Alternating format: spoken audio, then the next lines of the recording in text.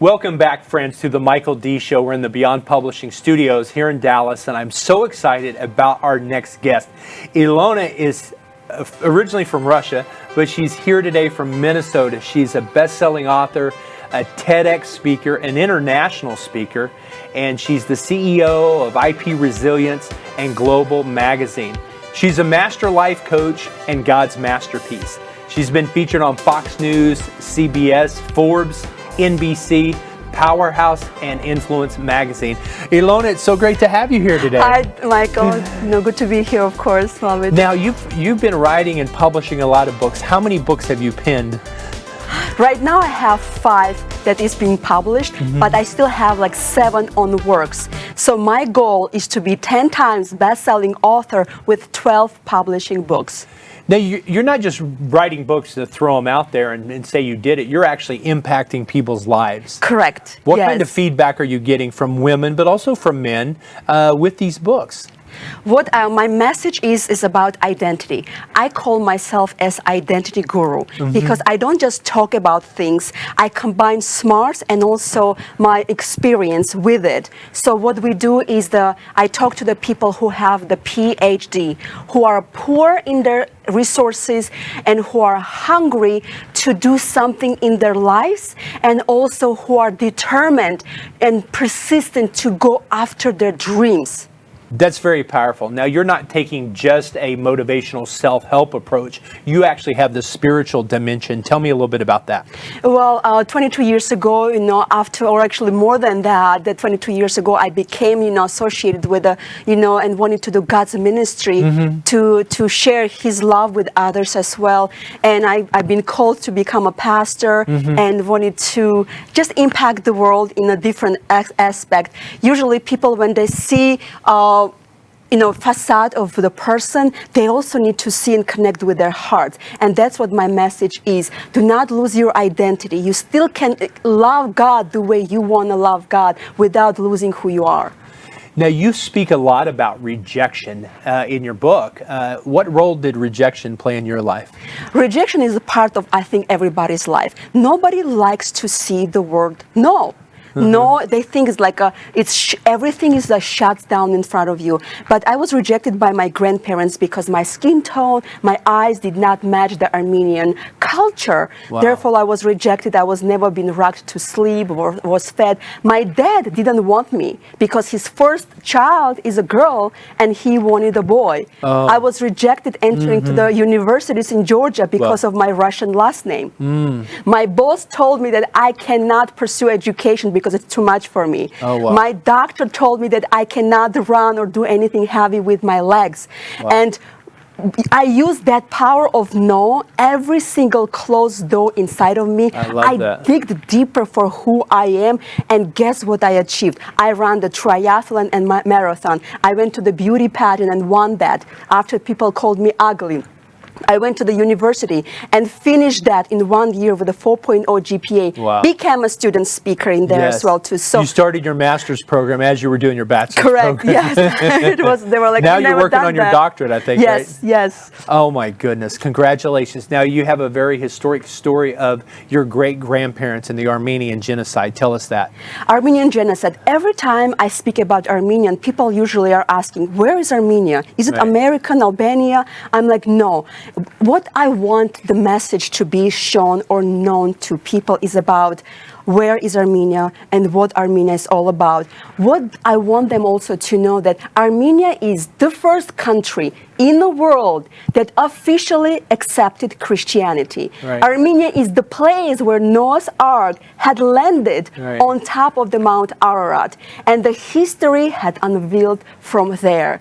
And of course, Armenian Genocide that had happened during the World War I, officially on April 24th. Yeah. And my grandparents flew out of that place on April 25th. And my great-grandfather, he was given his younger sibling who was tied in front of his chest, and 5-year-old he was supposed to run with him.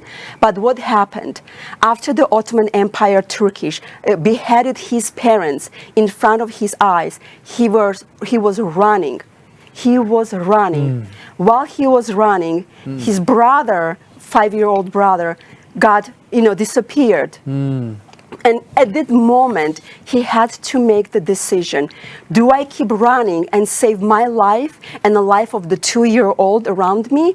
Or do I go back and possibly lose my life, sacrifice the life of my 2-year-old brother, and hopefully save us 3 all? And that's why decisions are very important in our lives. Talk to me about that. Decision, word decide means do, D is do, and side is to kill. So every time we make a decision, it's a do or a die moment. Ooh. And that's the moment he was facing, do or die. What do you think he made a decision on? I think he had the wisdom of God to know exactly what to do. And what did he do? I don't know. He kept running. Wow. And you're here today. And I am here today because of decision that he had made to keep running. And that's why the impact and decision that we make today will influence the generation and the legacy that we are going to leave to our children and the children of our children as well. So this is important lesson that they brought into my life. And also another lesson that they taught me, that never repay evil with evil. It doesn't work this way. I could have been angry into all the Ottoman Empire, all the Turkish people, and be mad for them and seek revenges. No, because I'm not responsible for other people, what they do, say, or think. Wow. I am my own person, and I will respond to what I do to God eventually. And that's worked for you very well. Yes. So share a risky moment in your life. Oh my goodness. The risky moment, sometimes there is a line between stupidity and risk. Well, I've been always a good student, quiet, but I always wanted to know what is something about people who are doing bad things. It's, like misery loves company, and I wanted to know what's outside out there. So my risky thing that I have done in my life, one of those is I went and invaded into the property of the president in my country, to his ranch, because he had grown most luscious, amazing lilacs that you would see grooming and glooming in the world, period. End Were you of a story. teenager at this time? I actually committed that crime every year when I was 11, 12, 13, 14, 15, 16, until I graduated my school. And this is in Georgia. It's in Georgia, yes. The former Soviet Union. I would go to his ranch, break into it, despite of the guards who were there with the rifles and were shooting. It still, bullet did not hold me back. Right. But the risky stuff was, I was trying to get a reward. What was my reward from doing it? And like I said, there is a line between stupidity and the risk. So I wanted to see my reward of doing something, some crime or risk. Did you ever get caught? Yeah. But did it stop me? No. Bullet could not stop me. Nothing could stop me. So what I did, my point to go there and the reason, I would break those lilacs. I would fill up in the bunch on the top of my arm. And I would go down and I would give these branches to all the lonely people down the road. And that's why I said the risk and that bullet worth every single smile that I shared when I was giving out these, flowers. You're an overachiever. And what have you not achieved yet? What I have not, I wanted to conquer the world. I wanted to be an international speaker and motivate people. I want to build my own empire that I can hire the right people, not people with the degrees, but people with smarts and the right energy. Right. So we can influence the world and the world will come to us. Well, tell me a little bit. I know you won a dance competition recently, and tell me about the ministry. And when you're speaking on stage, what's the message you leave with people? And is it different when you speak to a business crowd versus a church crowd? Anywhere I speak, I have to brand myself as such. I have to always be consistent with my messages. And there's two things I want people to know. Number one, not to base your identity on someone else's opinion, because opinions, just like the armpits, everyone got them, but most of them stink. And the second one is, do not be afraid to trust your unknown future to a known God. I love that. That's it. Powerful.